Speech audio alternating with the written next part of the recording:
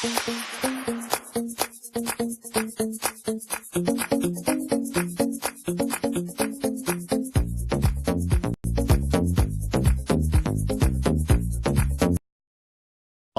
Day, Deputy PM Barnaby Joyce rebukes critics.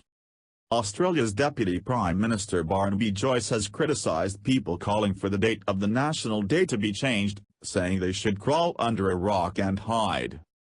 Australia Day is celebrated on 26th of January, marking the arrival of the first British convict fleet in 1788.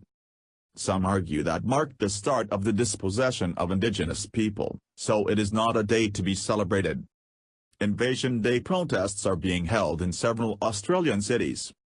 Mr. Joyce told Sydney radio station 2GB that he was just sick of these people who want to make us feel guilty about it.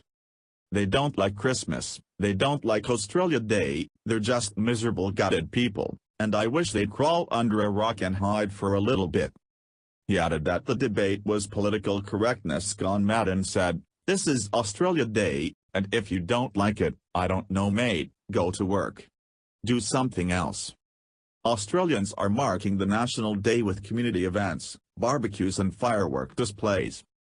But protests and marches have been held in several cities including Sydney, Melbourne, and Perth, by people saying the day is insensitive to Aboriginal Australians and Torres Strait Islanders. The West Australian city of Fremantle this year cancelled its Australia Day plans, and will be holding a culturally inclusive alternative celebration on 28th of January. "What we're doing is coming up with something that is actually more Australian," Mayor Brad Pettit told the Australian Broadcasting Corporation.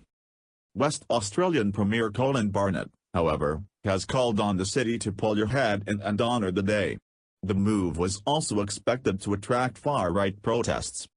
Last year popular radio station Triple J was the subject of a lobbying campaign to release their annual list of top 2016 songs, known as Hottest 100, on an alternative date rather than Australian Day as is the station's tradition.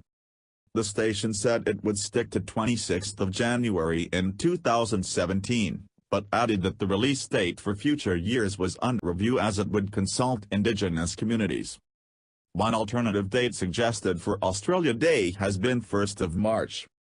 Former Cabinet Minister Ian McFarlane says this marks the date the federal government took control of many functions of the original Australian colonies in 1901, following their independence from Britain.